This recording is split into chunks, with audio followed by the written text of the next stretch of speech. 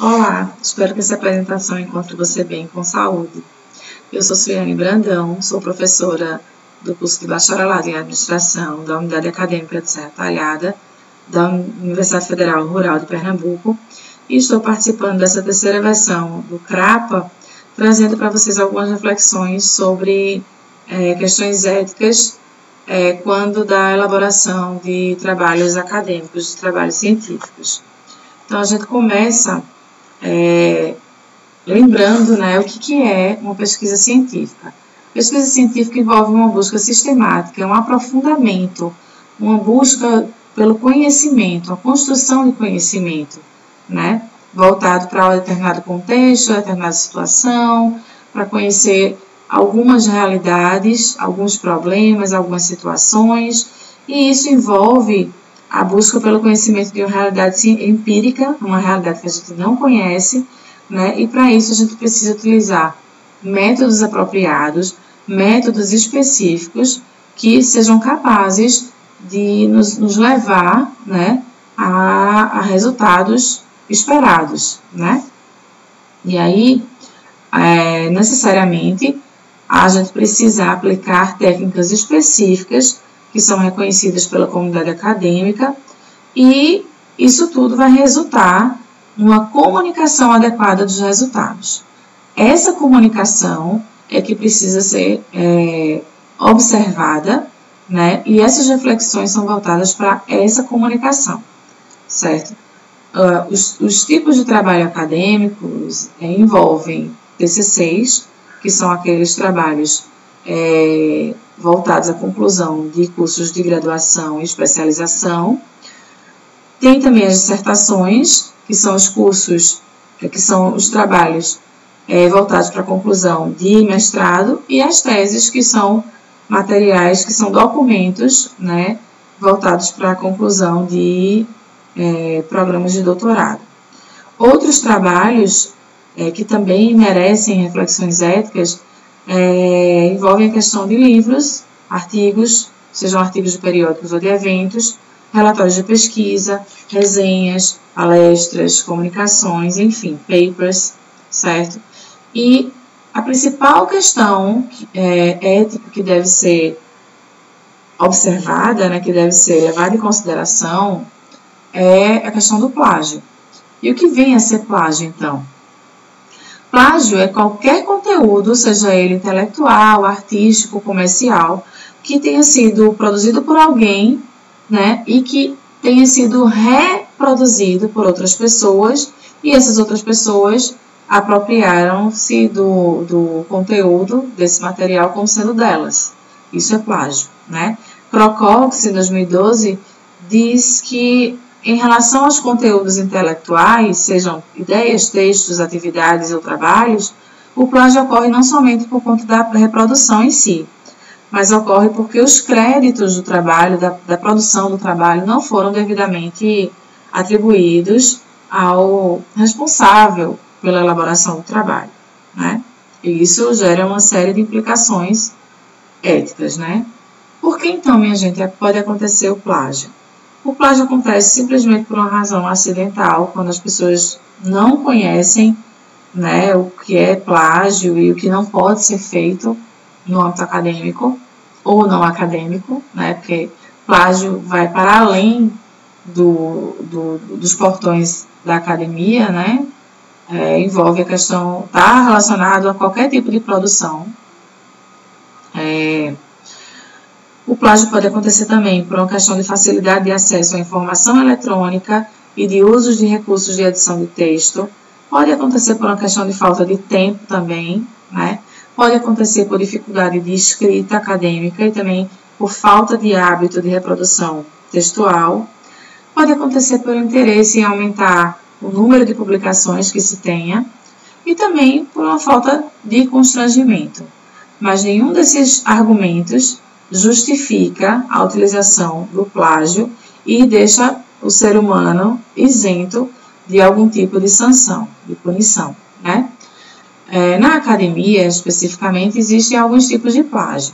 O mais conhecido deles é o plágio direto, quando se copia um trecho ou um documento na íntegra sem que seja alterado, né? Mas acontecem outros tipos de plágio. Existe o plágio indireto, que é quando são feitas paráfrases sem atribuição do crédito, quando alguém copia lá o trecho, modifica com as próprias palavras, mas a ideia permanece. Se a ideia permanece, a ideia ainda é daquele autor, e não da pessoa que está construindo o texto, né? O novo texto. E isso se configura plágio. O plágio direto também pode acontecer através da elaboração de um mosaico. Eu saio pegando um pedacinho daqui, um pedacinho dali, um texto daqui, um trecho dali, saio fazendo uma miscelânea de ideias, pegando ideias de muitas pessoas que não são minhas e não faço as devidas menções e citações no trabalho. Isso é plágio, certo? O uso inadequado também de chavões, né, que são aquelas palavras-chave que foram criadas especificamente por determinados autores para tratar de determinados assuntos mais específicos. E aí, quando a gente utiliza chavão, mas não menciona o autor, isso se considera plágio também. Pode acontecer também o plágio das fontes, que é quando a gente utiliza a citação de alguém, mas dentro daquela citação tem a citação de outra pessoa. E aí a gente deveria utilizar a ferramenta do APUD para citar as duas obras e acaba citando só uma, e isso se configura plágio também, certo? Existe o plágio consentido, que é quando o autor consente você a copiar o trabalho dele, mas não deixa de ser cópia, não deixa de ser plágio.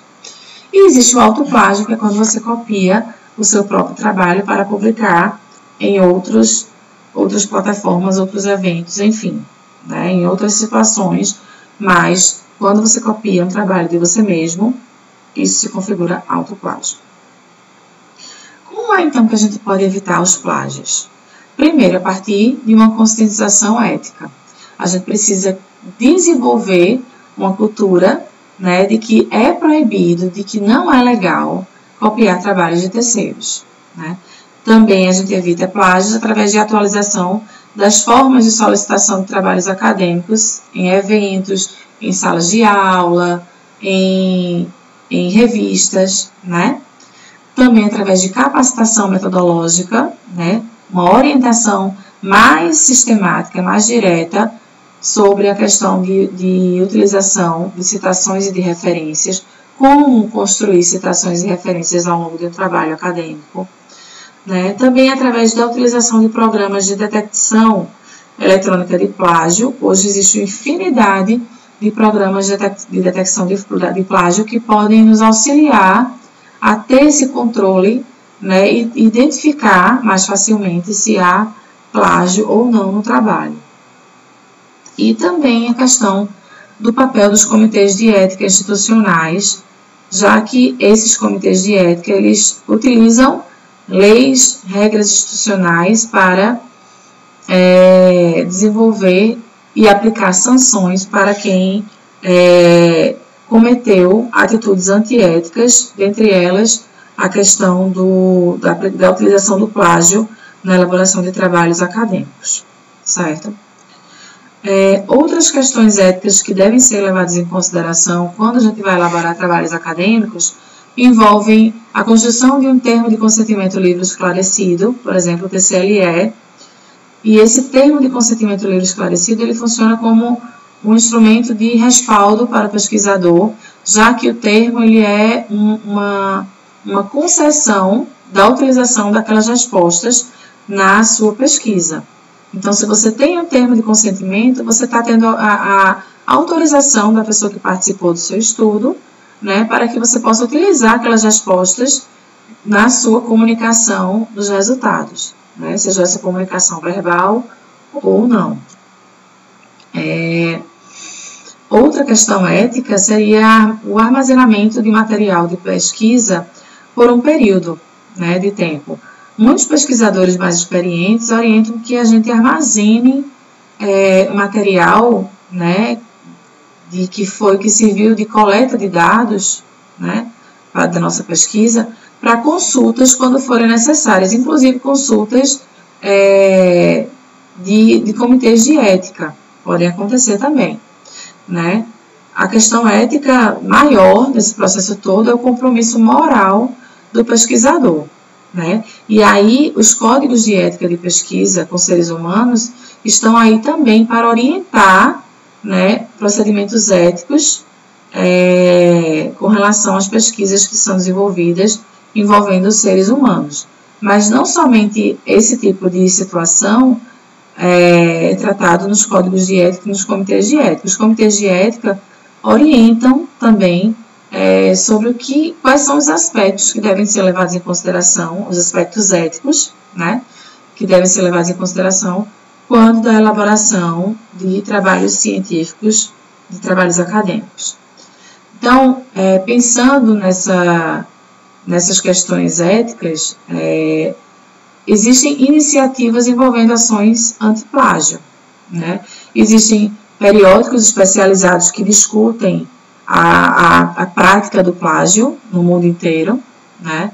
Como, por exemplo, a revista International Journal for Educational Integrity, né? Existe também uma série de eventos científicos específicos que discutem plágio, né, e outros aspectos éticos, como é o caso do International Plagiarism Conference. E existem orientações jurídicas voltadas especificamente às instituições de ensino superior, né, para que elas adotem políticas de conscientização e informação sobre a questão de propriedade intelectual, adotando procedimentos específicos que visem coibir a prática de plágio quando da elaboração de trabalhos acadêmicos, né? Também existe o Código de Boas Práticas Científicas, que foi elaborado pela Fundação de Amparo à Pesquisa do Estado de São Paulo, a FAPESP, 2011, né? Então, essas iniciativas, elas reforçam, né, a relevância da conscientização para os aspectos éticos, né, a conscientização moral do pesquisador, e incentivam também a realização de eventos com essas finalidades, certo? E pensando nisso, eu trouxe uma questão para debate que eu gostaria que vocês continuassem no bate-papo aqui da palestra, né, desse webinário, que seria voltado eu queria saber a opinião de vocês sobre que estratégias professores e orientadores poderiam utilizar, né, para evitar a ocorrência de plágio nos trabalhos dos estudantes.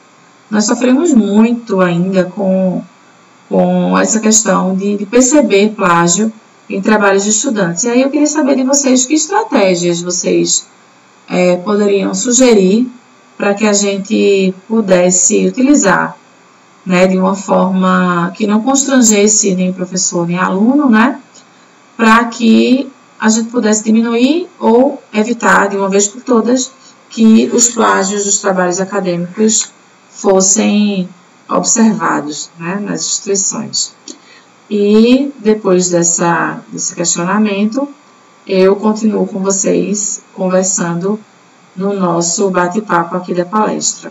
Agradeço a oportunidade em participar do terceiro TRAPA e agradeço também você que me acompanhou até agora. Obrigada e até a próxima.